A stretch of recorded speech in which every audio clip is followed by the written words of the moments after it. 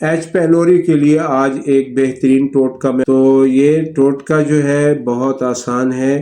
آپ نے دیکھا ہوگا معدے میں بڑے بڑے کیڑے پڑ جاتے ہیں، پیدا ہو جاتے ہیں، ٹھیک ہے نا، ان کو ہم ٹیپ پن بھی کہتے ہیں، مختلف نام دیتے ہیں۔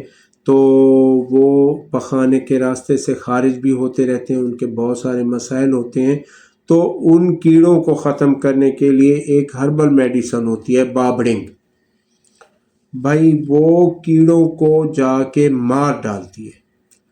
تو یہ بھی ایک کرم ہوتا ہے، ایک جراثیم ہوتا ہے جو آپ کے معدے میں پیدا ہو جاتا ہے اور آپ کے معدے میں سوراخ کر دیتا ہے، آپ کے معدے میں زخم پیدا کر دیتے ہیں، جس کی بڑی اذیت ہوتی ہے، وامٹنگ ہوتی ہے، بلڈ آتا ہے پخانے میں، وامٹنگ میں بھی بلڈ کی بعض اوقات شکایت ہو جاتی ہے، مرض بڑھتا ہے تو آؤٹ آف کنٹرول ہو جاتا ہے۔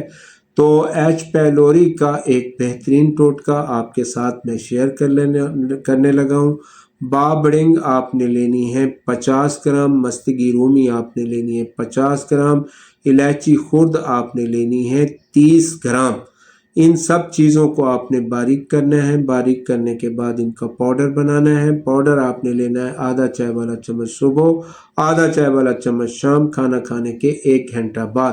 آپ چاہیں تو ذائقے کے لیے اس میں مصری کا اضافہ کر سکتے ہیں۔ یہ پاؤڈر آپ نے 2 مہینے تک استعمال کرنا ہے، بس آپ کی تمام تکالیف بما ایچ پیلوری کے ختم ہو جائیں گی۔ بہت بہترین نسخہ ہے یہ نسخہ، جو ہے آپ نے لوگوں کے ساتھ ضرور شیئر کرنا ہے۔ 60% لوگوں میں ایچ پیلوری پایا جاتا ہے، خواتین ہوں یا حضرات، دونوں میں یہ مسئلہ پایا جاتا ہے۔ یہ ہونے کی بہت ساری وجوہات ہوتی ہیں، لیکن خاص وجہ جو ہوتی ہے وہ پھل فروٹ کا بغیر دھوئے، سبزیوں کا بغیر دھوئے کھا جانا جو ہے اس مرض کا ایک خاص سبب ہوا کرتا ہے۔